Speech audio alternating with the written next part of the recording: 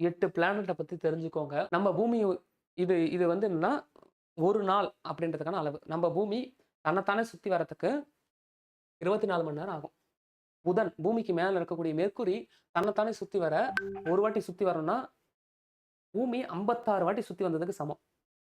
வெள்ளி ஒரு வாட்டி சுத்தி வரனா, பூமி 243 நாள் சுத்தி வந்ததுக்கு சமம். தன்னைத்தானே தன்னைத்தானே சுத்தி வர சூரியன சுத்தி வரத பத்தி பேசல. ஒரு நாளுக்கான அளவு. தன்னைத்தானே சுத்தி வரதுக்கு. எல்லா பிளானட்டும் தன்னைத்தானே சுத்திக்கிட்டு தான் சூரியன சுத்துது. ஓகேவா?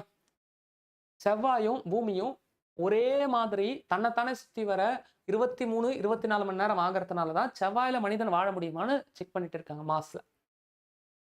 மீதி எல்லாமே வியாழன் வந்து தன்னைத்தானே சுத்தி வர 9 மணி நேரம். சூரியன் அதாவது பூமி சுத்துற வேகத்த விட அதிகமா சுத்துதுன்னு அர்த்தம். நம்ம பூமி ஒரு வாட்டி சுத்தி வரும். வியாழன் 2 வாட்டி தன்னைத்தானே சுத்திக்கும்.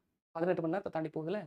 சனி 10 மணி நேரம் தான் ஆகுது. Uranus, Neptune. இதுல இருந்து ஒரு விஷயத்த நல்லா புரிஞ்சுக்கணும். அடுத்த 4 கோள்களும் பெரிய கோள்கள், லேசா இருக்கிற கோள்கள், வெயிட் கம்மியா இருக்கிற கோள்கள், கடல்லயே தூக்கி போட்டாலும் மிதக்கக்கூடிய கோள்கள், அந்த கோள்கள் தன்னைத்தானே ஒரு நாளைக்கு சுத்தி வரதுக்கு ஆகுற டைம் அப்படின்றது, பூமி 24 மணி நேரத்துல ஒரு சுத்து சுத்துதுன்னா, அவனுங்கலாம் வந்து அதே நேரத்துல 2, 3 சுத்து சுத்திருவானுங்க.